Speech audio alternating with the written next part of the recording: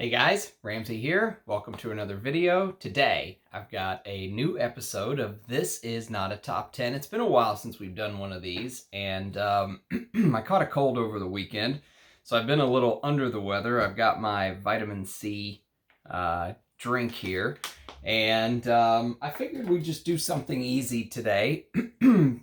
Excuse me.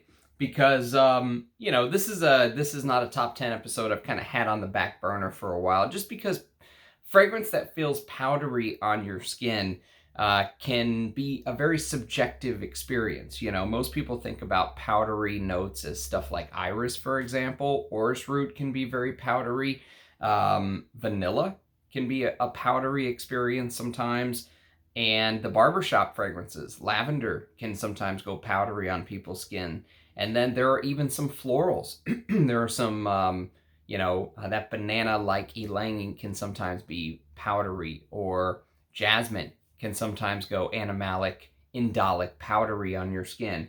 So, this is going to be a very subjective list, all right? This is not going to be an all-encompassing list also, so don't take this as the final end-all, be-all. But we are going to do a quick unboxing first, and then stick around to the end of the video, because at the end of the video, I've got a very special announcement that I'm very excited of, and it's going to be in regards to the final fragrance, and I think you guys will very much enjoy it. So let's knock out this unboxing first. Even though I get a lot of flack sometimes for doing these unboxings, I like doing them because it gives you an idea of kind of what I'm going for. The stuff that I'm actually buying with my own money. This is not something that, these are sent to me by brands and I'm just opening them up and showing them off to you. This is stuff that I actually cared about enough to go out and buy with my own money. And I think that's important because it's something that I cared enough about to actually go spend my own money on. And, this is the part of the fragrance world that I'm kind of hunting for. So here we go. Here's the box. Let's open her up. And so this first one is very special because this is a vintage older bottle from a very old famous house called Lanvin, and this is Arpège Extrait. As you can see, this is a vintage sealed bottle of Lanvin Arpège Extrait, which you can see from the seal, it's never been opened, and I think I got a very fair price on this. But I've never smelled this. So this is a feminine targeted fragrance from the olden days. This is a very old fragrance, actually a very popular fragrance. There's the little piece of paper that comes with it. This is the fragrance that if you go back and watch my Guy Robert, Perfumers Portfolio video, this is actually the fragrance that inspired him the most.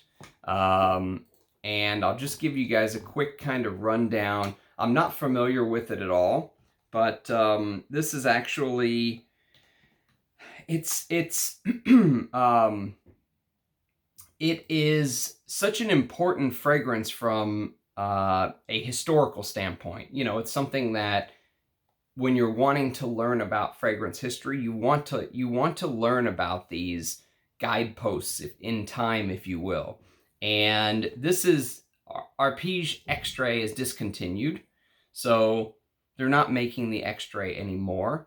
But it was originally released in 1927. So in 5 years, we're going to get a 100-year anniversary. I hope Lanvin does something. I hope they celebrate it in some way.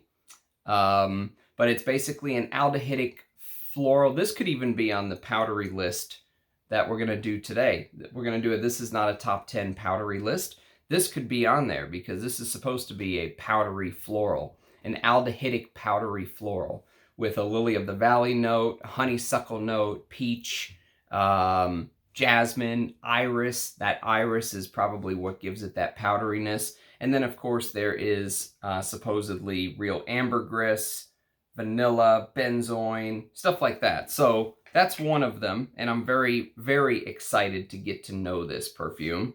because this is one of the historical markers in time, if you will. And then the second one is also very similar as an idea. It's a little bit of a later release than 1927. And if you look up Lanvin Extrait, by the way, you'll notice that the original bottle came in this like black orb with the symbol in gold. So that is a reformulated or a later version, of course, not the original from 1927.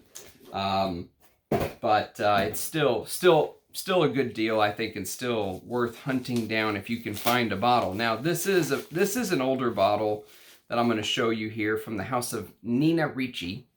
And the house of Nina Ricci created this fragrance for women in, I believe, the late 1940s. Let's see if I can find exactly when.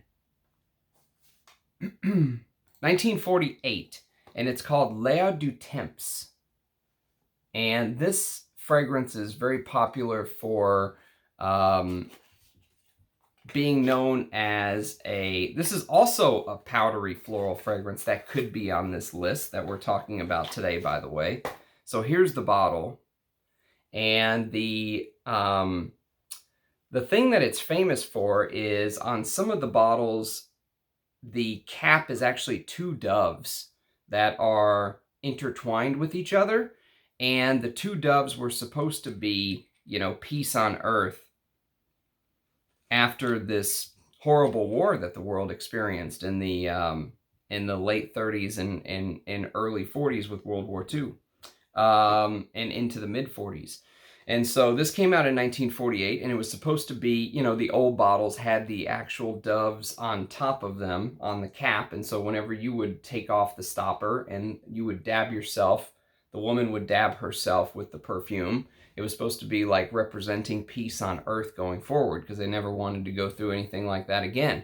So that was the idea with L'air du Temps. And this also has a bit of a fruit note. There's peach, bergamot, neroli, rosewood, carnation, May rose, ylang ylang, iris, orchid, lily, sandalwood, musk, vetiver, benzoin, cedar, ambergris, and moss. So this is probably a little fresher. Again, neither of these may not necessarily be my taste per se. They may not be my favorite things to wear, but I wanted to get to know them for what they represent, you know, for the important point in time that they represent in the fragrance world. So there you go. There's my quick unboxing. All right, so let's do This Is Not a Top 10 powdery notes or powdery edition. And I'm going to start with my scent of the day, which is what kind of got me thinking to do this. It's a fragrance that maybe doesn't necessarily belong on the list, but it's Dior Homme Intense. And yes, I'm wearing this in the summer. I'm indoors. It's AC. I'm going to do a fresh spray because I love this fragrance so much. I think I prefer the original from Jacques Polge or Olivier Polge the best. That's probably my favorite, just the original Dior Homme. And then I think I like the Parfum. But the Intense is I still really love and enjoy wearing it because it has the most beautiful Florentine Iris Absolute note.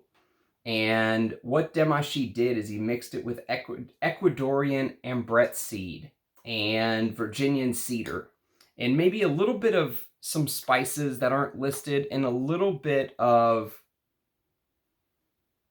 vanilla.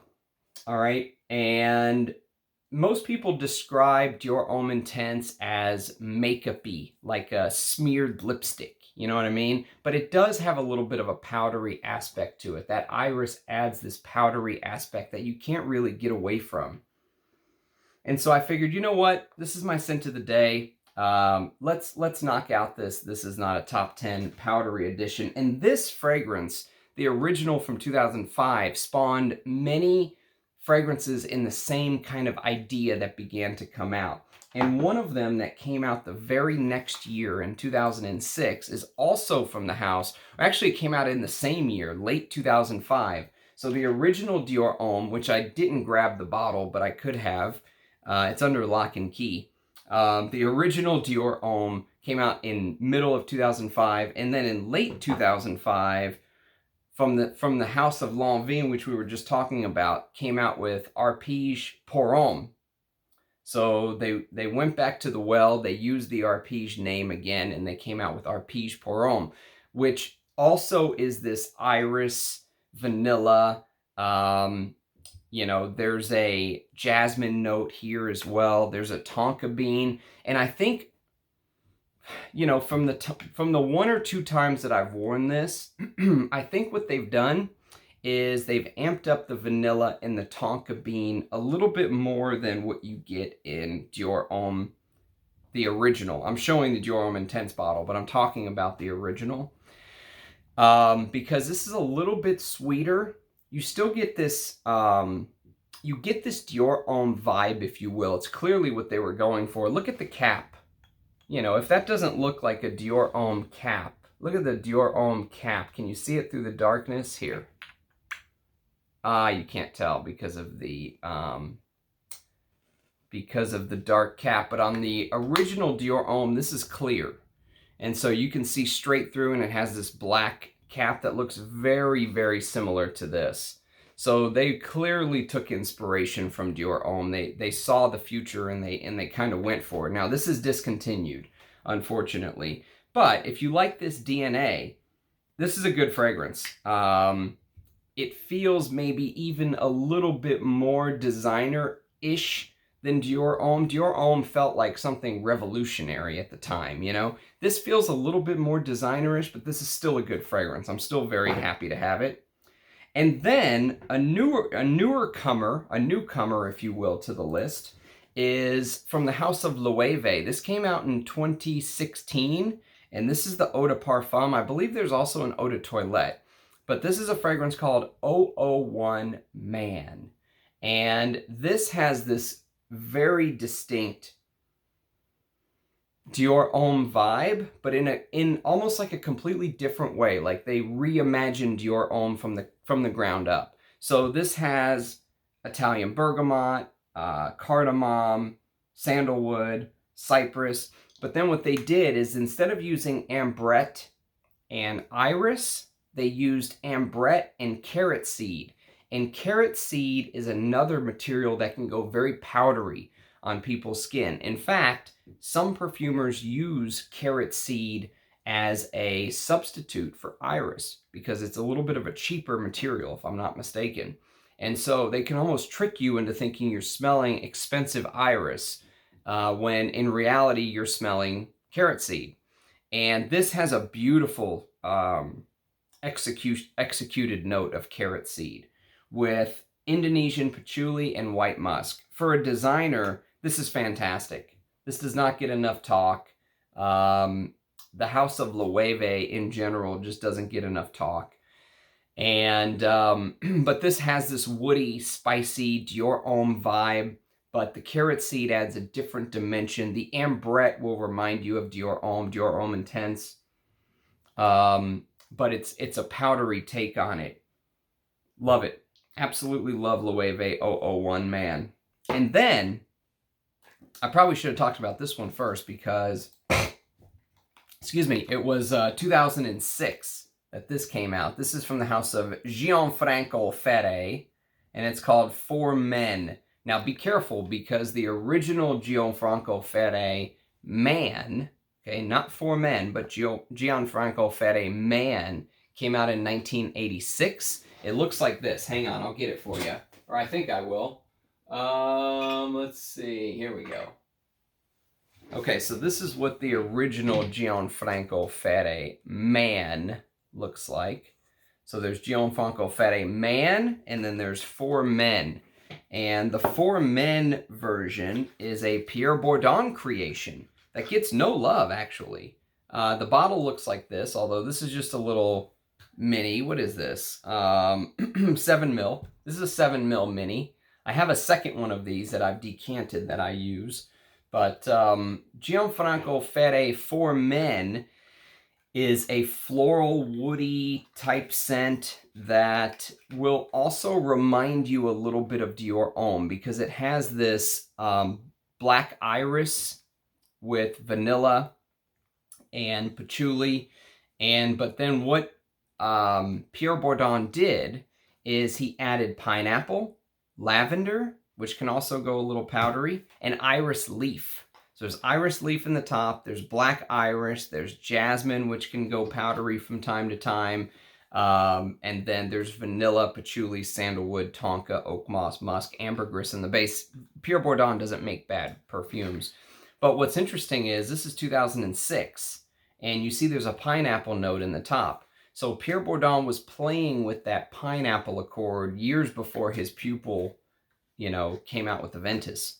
And so this is almost like a merger of two big hits. You get a little bit of the pineapple from Aventus, you get a little bit of that Dior Homme Iris, and you get Pierre Bourdon blending. Shock no one talks about this more. This deserves more love from the community. Ferré for men. Okay, next we're gonna jump to some Guerlain perfumes, which Guerlain actually creates some of my favorite powdery fragrances of all time. Excuse me. And the one that, well, I'm going to talk about a couple of them, but one of the ones that has the most beautiful iris note, or the most beautiful powderiness to it, is the Extrait of Shalimar. Now, Shalimar, obviously, is this Oriental perfume. Everyone knows it. It's probably the most popular Oriental perfume of all time, although it's not the first. Coty lays claim to the first Oriental. Shalimar was probably the most popular, but the Extrait specifically, or in this case, I think they call it the Parfum. Shalimar Parfum.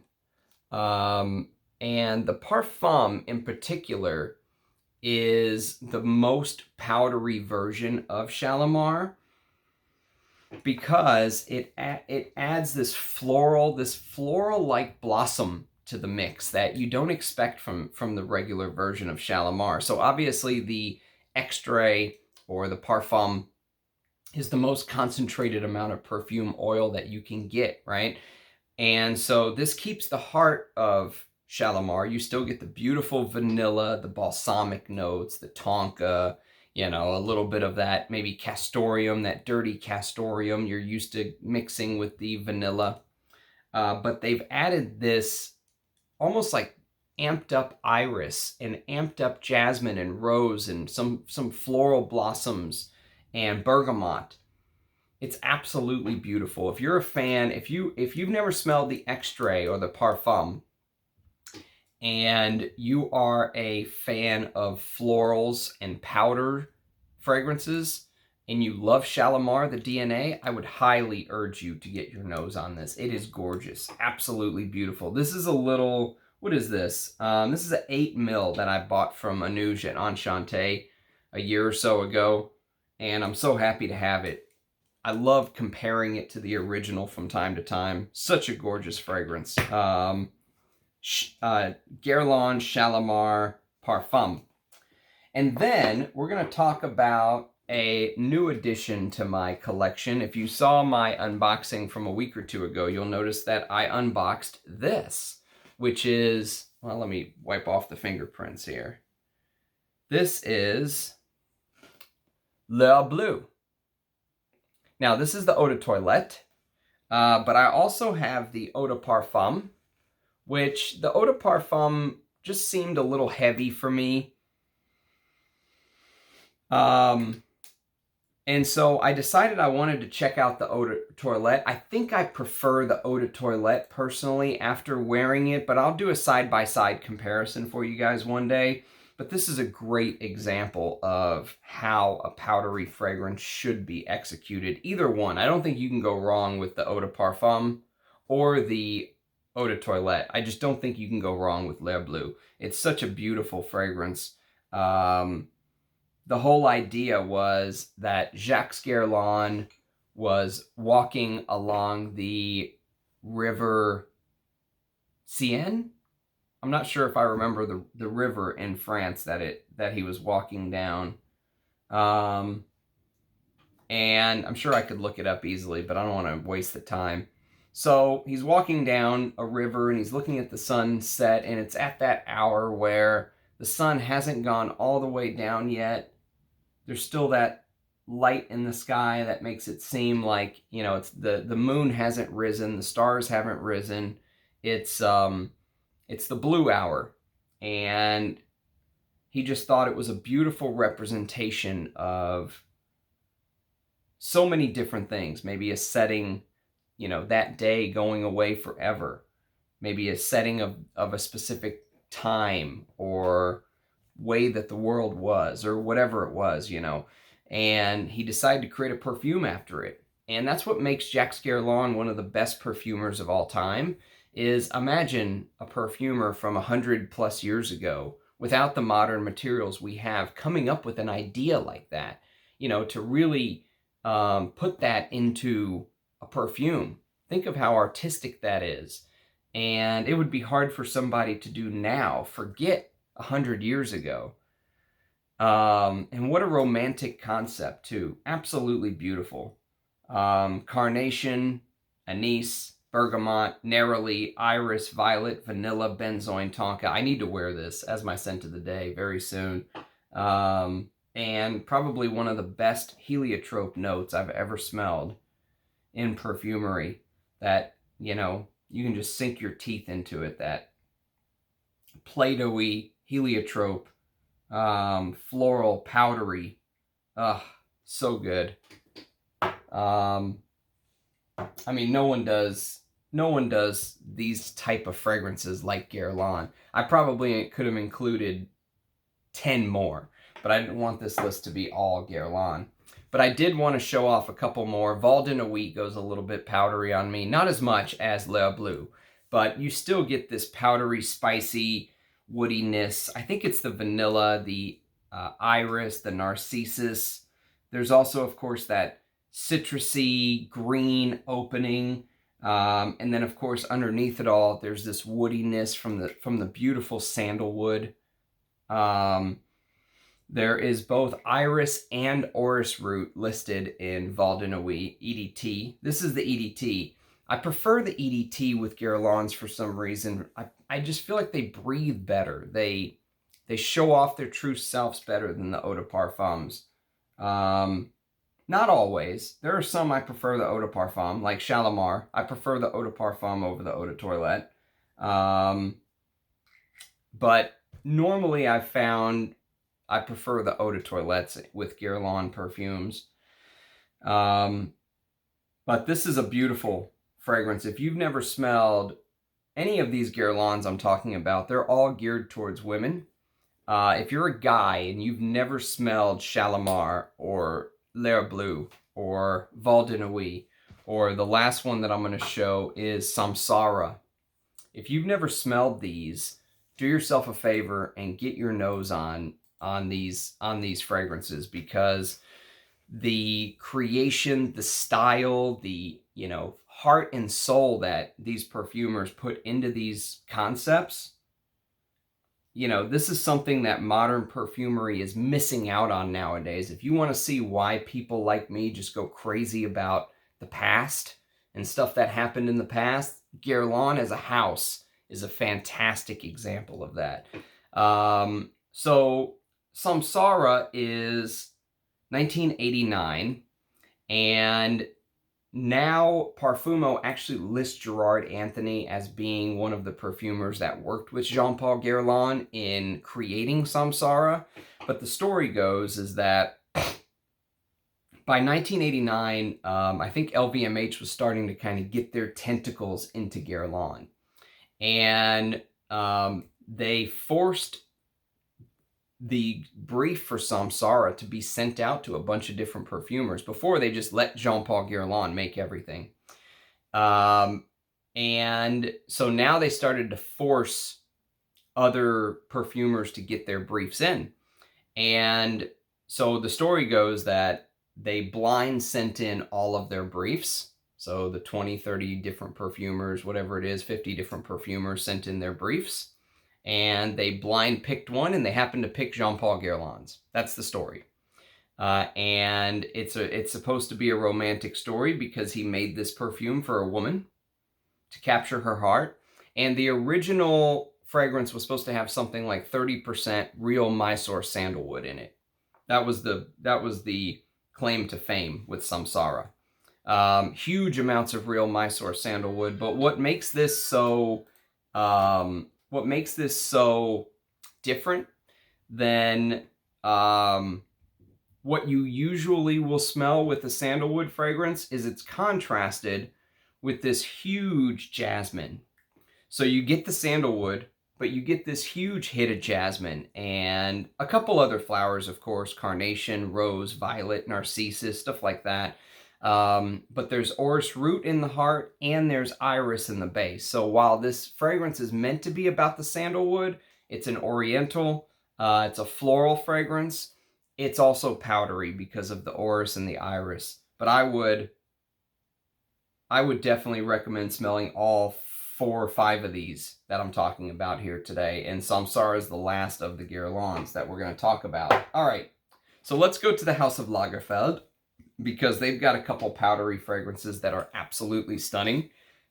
The first one is this spicy oriental from 1978 called Lagerfeld Cologne. Now, this has been rebranded into what's called Lagerfeld Classic.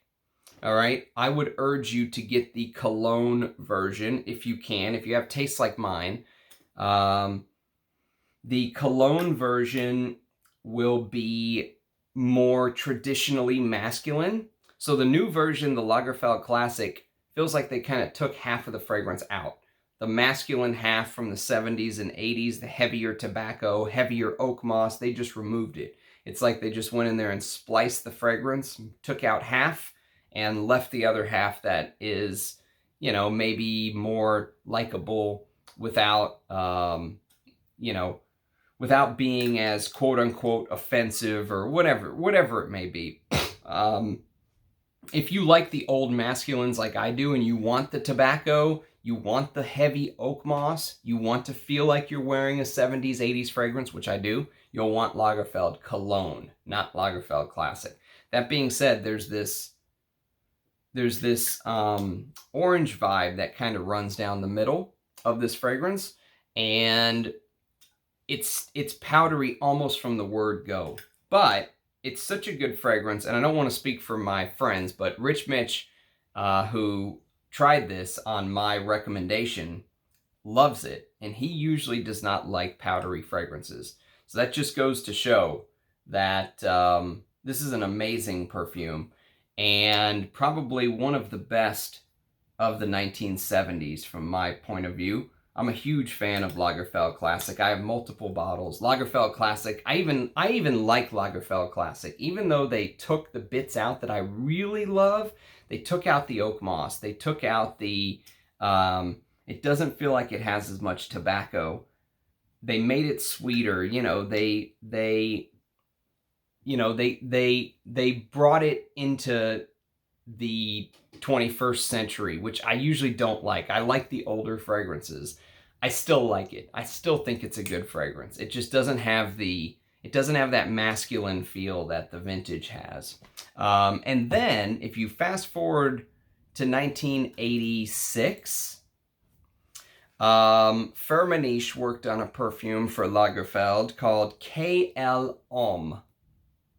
And KL Homme is also a spicy oriental. Look at the color of the juice. It almost looks exactly like Lagerfeld Classic. And they do remind they will remind you a little bit of each other to a point, but they added rosewood here.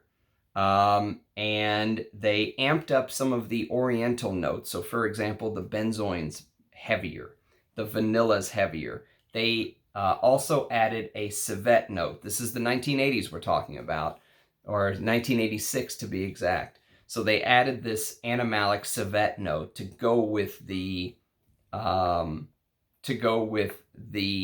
oriental vibe. Because remember, in the 80s, what was popular? Stuff like Obsession by Calvin Klein, that animalic oriental. Here is one of my favorite animalic orientals, KL Homme, and beautiful cinnamon, amber, benzoin, but it does go powdery because of the that vanilla, benzoin, oriental vibe can sometimes go powdery on people. And it does for me, but I really enjoy it. I love wearing this in the winter. This is such a perfect winter fragrance. And if you look, it almost looks like you're holding like a whiskey decanter or something, even though there's no liqueur note listed necessarily. It gives you a little bit of that vibe. You know what I mean? So fantastic fragrance. If you've never tried KL Homme, I would highly encourage you to check it out. So let's talk about some of the barbershop fragrances next. First, let's do a creed. So this is a flacon of Bois de Portugal from 1987, I believe, 1987.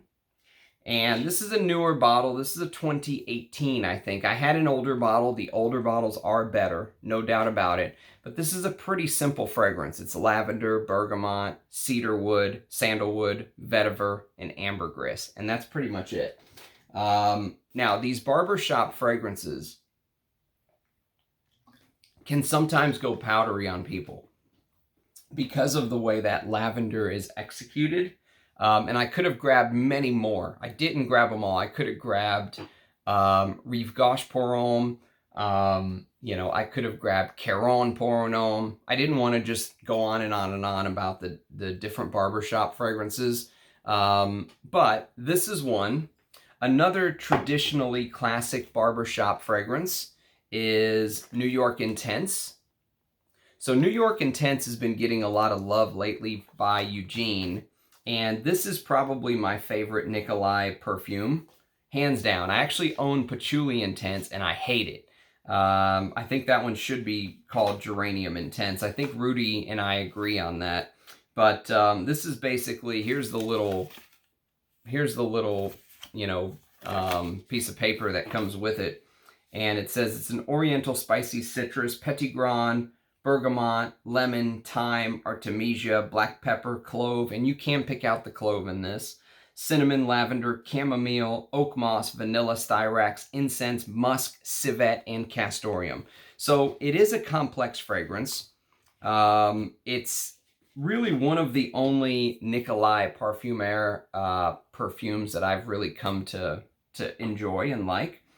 But there is a bit, and you get this beautiful blast of citruses. You can smell the different, you know, aromatic touches. I like the detail in this fragrance.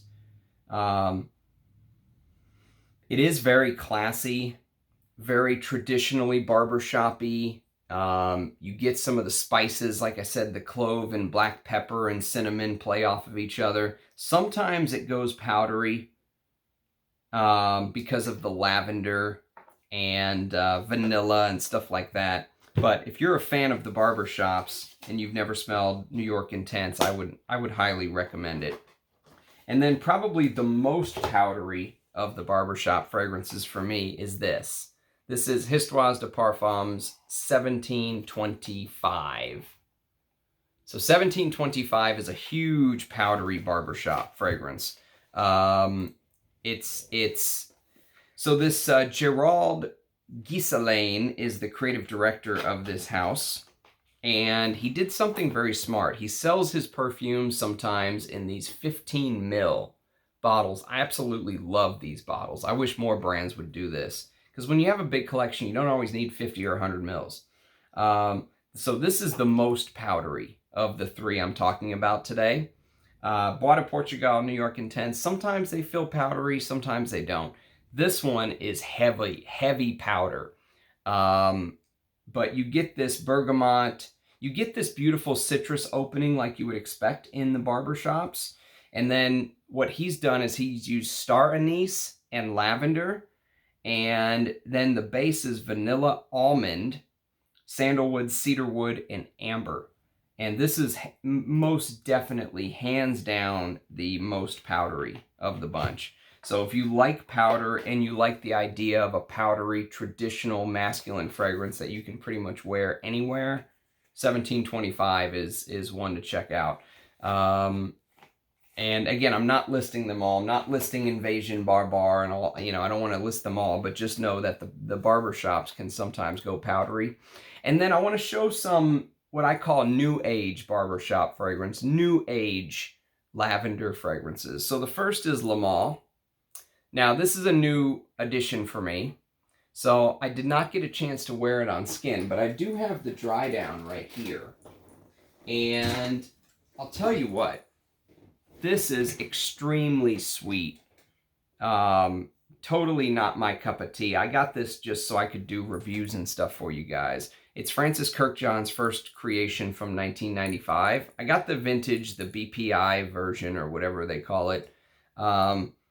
It's so big and so sweet and obnoxious. And these new age barbershops, if you will, this is mint, lavender, amber, vanilla, sandalwood, tonka, cinnamon, cedarwood, caraway, neroli. It's not my favorite, not at all. It's too sweet, it does go oriental, sweet, powdery. That lavender vanilla thing, just yuck. But anyways, that's one of them. Another one, and probably my favorite of what I would call the new age lavender vanilla combos that all of a sudden popped big in the 90s and early 2000s, is a Dominique Ropion creation called Casual Friday. Now, Casual Friday is discontinued, very hard to find, but it's anise, lavender, tarragon, coriander, jasmine, carnation, cardamom, lily of the valley, cinnamon, amber, oak moss, patchouli, tonka, vanilla, and cedar. And this is almost like a grown-up Le Male. If I was going to want to wear one of these two, I would go with Casual Friday every time. Every time I would go with Casual Friday. I think this is the superior fragrance. It's still not something that's going to blow you away. If you go spend $250, $350 on a bottle of this now because it's discontinued, you're going to go, I just bought a designer fragrance for 10 times the price of what I can get for it now. Yes, that's exactly what you did. But you got a very good designer fragrance. You can wear this anytime, any place. This is extremely versatile. And you will smell unique wearing this. Very few people will be wearing something like Casual Friday nowadays. So for me, this is the winner of the bunch, but there is one more of these new age barbershop fragrances, if you will. I just don't know what else to call them, so I'm calling them new age barbershop fragrances. And that's Mauboussin Homme. And this one is an Alberto Morillas creation. And this is also lavender and bourbon vanilla with musk and cinnamon. You can kind of start to get the feel. Spicy, sweet, more like Le Male. This came out in 2003. Even this, I think I might like a little bit more than Le Male just because it's so sweet. You know, I have a hard time getting past that sweetness, but the lavender here does go powdery too. But for me, Casual Friday all day is the one that I would pick in that bunch. So next, I'm going to show you a Versace fragrance, spicy, citrusy Versace fragrance from the early 90s called Versace Uomo. And this came out in 91. I don't know who the perfumer is, but I'm a huge fan of this fragrance because I've talked about this before, but the time period of like the late 80s to the early 90s came out with some of my favorite fragrances. I love the way that they made fragrances back then, even on just the regular designer side, you know, even on the Versace side. Something like Versace, something like Guerlain, something like YSL. I love what the houses were doing back then. And this opens up citrusy, spicy citrusy, there's an orris root note in the heart, which is powdery. There's a powdery, spicy carnation in the heart. And there's Brazilian rosewood, which I mentioned rosewood in KL Homme. That can also be a little bit of a powdery, woody note. And there's benzoin, vanilla, cedar, sandalwood, amber, and tonka. This feels like an Italian take on something like YSL Jazz, Heritage, that kind of thing. It gives me that vibe, and I love that vibe. Those are some of my favorite fragrances. And this one, even though it does go a little bit more powdery than the others that I mentioned, I really enjoy wearing this. This is probably my favorite Versace, to be honest with you. I like this better than Versace L'Homme. I like this better than the Dreamer. This is my favorite. So Versace versus Uomo. Okay, next we're gonna do one of the all-time classics, and another one that my buddy Rich Mitch, I mentioned he's not the biggest fan of powdery fragrances, but he loves this one. So it just goes to show, if you've got a good fragrance, this is don't overlook fragrances just because they don't have the notes that you know and love. This is Iquitos. And this, I told the story about Iquitos on my last live stream. If you didn't catch it, go watch it with Al Manzano. Fantastic character. Fantastic cat. Hope I have as much energy at 72 as he has. He is amazing. Thanks again for joining, Al. And this is a Gerard Anthony creation. And this is ginger, cardamom, mandarin orange, patchouli, rose, sandalwood, vetiver, cedar, amber, leather, and musk, with this huge jasmine note. There's a giant powdery floral indolic jasmine in Iquitos. And this is right around the time they were playing with these big, you know, feminine florals in masculine perfumery. And I'm a huge fan of Iquitos. I absolutely love this stuff. But again, it's a powdery, it's a powdery fragrance that if you're not ready, some people will say you smell like grandma, or just ignore them. You know, just know you're wearing something special and amazing. I love that stuff. Huge fan of Iquitos and Gerard Anthony. Okay, next we're going to do a Frederic Malle. And this is from the 2000s. I think this was part of his original release when he released Editions de Parfum. And this is a vintage matte cap version, if you will. Matte cap of Musc Ravageur. And Musc Ravageur is this... It's a Maurice Roussel creation. And a lot of people say it smells a little bit like Cinnabon, because it does have this sweet, you know, that's actually one of the reasons why I like the vintage over the newer version of Musc Ravageur, is it's a little bit more animalic and it's a little less sweet. The new version, they amped up the sweetness and they toned down the animalics. And I like this because it does have that vanilla, that amber, sandalwood, musk, patchouli. What throws people off in this scent is the lavender. So the lavender tends to throw people off, and the lavender mixing with the vanilla and the musk is what makes it powdery. From time to time, this scent does evolve a little bit, but not a whole lot. I mean, just a little bit. You will get changes from time to time once that lavender hits, once it starts to die out. But it is a spicy, sweet. You have to be okay with a little bit of that sweetness. And here it's done very well, better than the new bottles, I'll tell you that. So this is one of the fragrances where I would say, if you can score a vintage with the matte cap, do it. If it's possible. You know, if you have to pay an arm and a leg for it and you got to hit the scalpers up, don't do it. Don't mortgage your house for it. But if you can find a bottle, an older bottle, I like the older formulation better. I've smelled them both. Okay, the next one's a Creed, and this is Millésime 1849. Now, I believe this is discontinued, but I'm not 100% sure. This is a 2015 bottle for all of you batch variation heads. This is 15 U01. And Millésime 1849 is this floral, woody, powdery fragrance. It's Calabrian bergamot with jasmine, patchouli, cedar, ylang ylang, bourbon, vanilla, oud, sandalwood, and musk. And I think it's a mixture of maybe the jasmine and the ylang ylang with the vanilla, but there is something that is extremely powdery in this fragrance. Heavy powder. In your face heavy, you know. And I still enjoy wearing this, but I think this really tends to put people off. I think they smell it and they go, what in the world is that?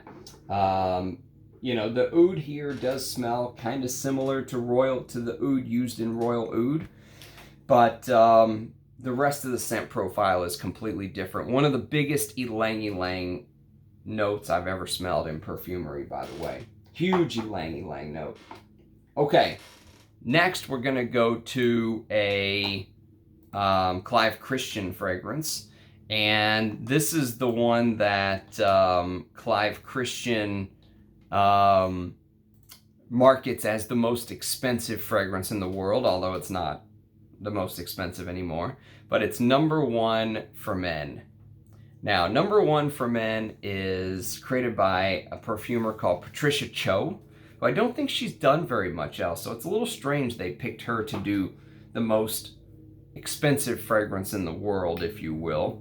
But basically what this is this floral powdery scent for men, and there's a huge note of things like heliotrope, there's big iris in this, there's lily of the valley, rose, ylang ylang, and then they stick it all on top of this vanilla, tonka, amber, stuff like that. There are some citruses and spices in the opening to kind of ease you into it, but mostly you just get hit in the face with bam, heavy florals, heavy powder. The iris in here is very powdery. Most guys will say this smells like grandma, and I will tell you that if you ask me, I would rather wear Iquitos all day over Clive Christian #1 for men. This is not worthy of the hype. Let's put it that way. This is worthy of the hype. And if I had to pick one powdery floral to wear, it would be this. But I had to include this because this is a huge powder note. Huge floral powdery note. Okay, next we are going to do a Dior. And I probably should have talked about this when I talked about Dior Homme, actually. God, Dior Homme Intense is beautiful. This is Bois d'Argent. And Bois d'Argent is almost like the precursor to Dior Homme, because this came out in 2004, and then Dior Homme came out in 2005. And this uses this is like a woody, powdery scent, because it uses this, this honeyed woody note in the base, but it mixes it with a couple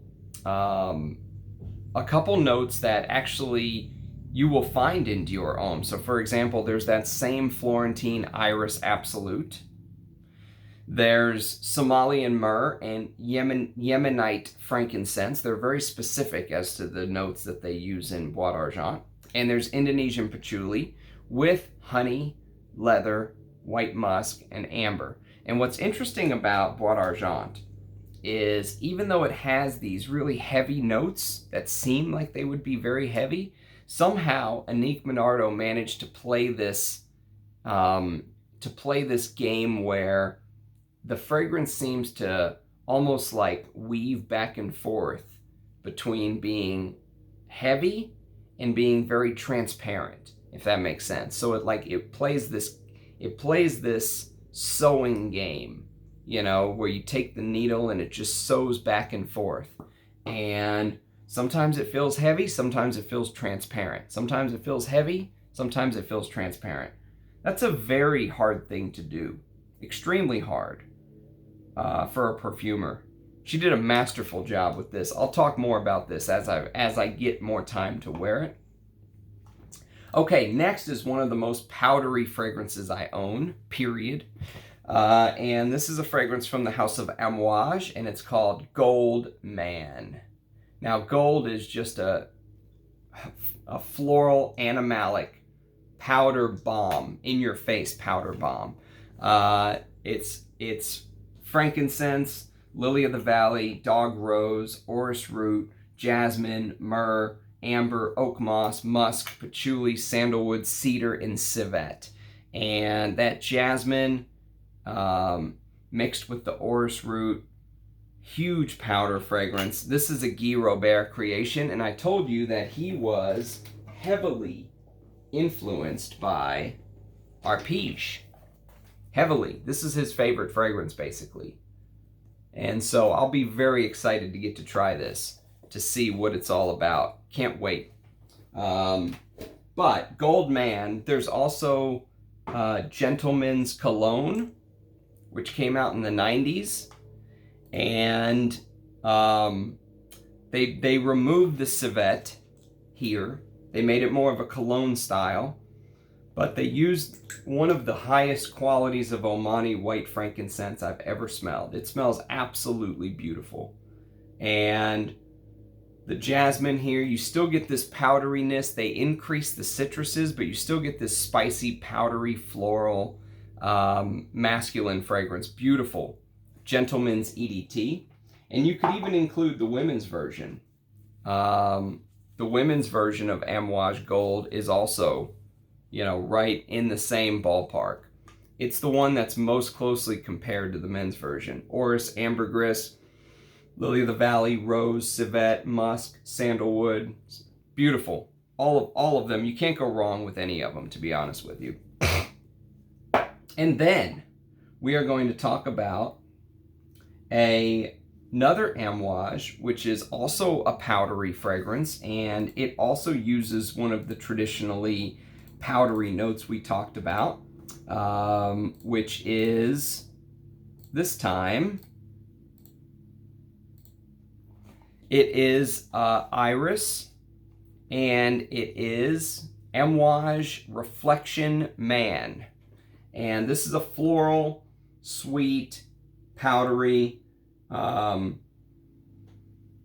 It almost feels like there's lavender in here, but I don't think there is any lavender. I think it's just a mixture of the neroli and the iris that's kind of giving off that that lavender-like feel. There's rosemary, red pepper, and bitter orange leaf in the opening, with jasmine, iris, neroli, and ylang-ylang in the heart, patchouli, sandalwood, vetiver, and cedar in the base.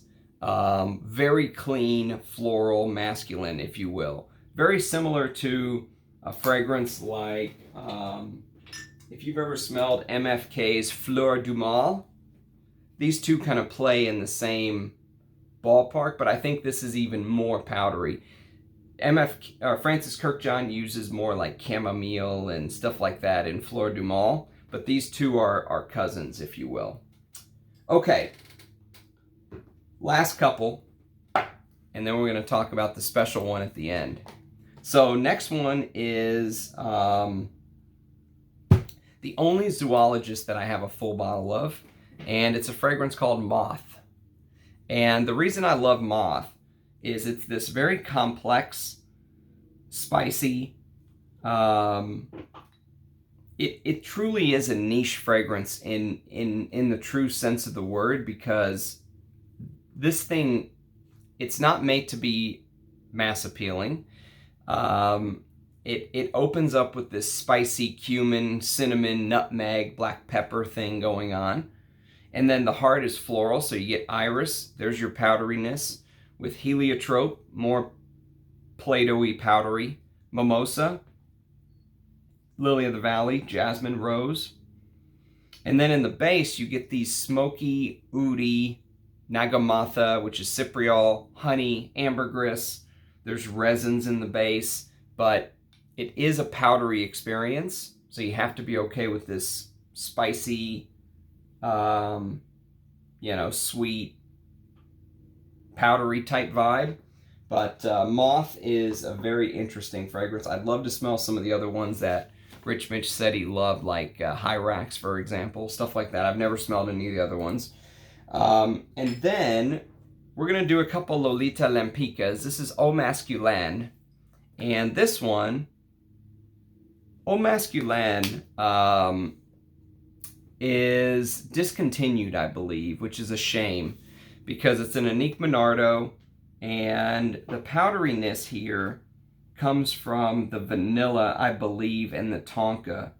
And there is this rum note in here as well, and anise. Anise and rum are probably two of the bigger notes. But the vanilla and the tonka add this powderiness. And then they did an intense version in 2015 that is also discontinued. And the intense version added iris and star anise. Okay, so the star anise they kept, obviously, and oud. So it's the oud and the iris that they added. And the iris makes it even more powdery. So even though the first version's powdery, this is even more so because of the iris. And I think this might be my favorite. I don't know, they're both really good. But those are two very under the radar scents not many people talk about. Okay, last couple.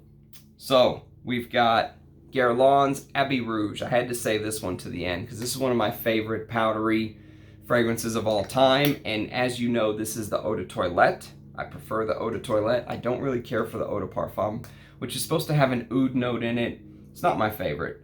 But this is lemon with rosewood, carnation, spicy, powdery carnation, patchouli, cedar, rose, cinnamon, vanilla, amber, moss, leather, benzoin, labdanum, and olibanum. Beautiful, spicy carnation. The leather note in the vintage comes out even more. I have an older bottle, but you can't go wrong. I mean, any version of the EDT, and you're gonna own a fantastic fragrance. Excuse me while I get a sip of water. Okay. Next one is going to be a Rouge Dove, and this is Shifra Extraordinaire. Now, this is one of these travel atomizer things that I so love because I really wouldn't care for a full bottle of this.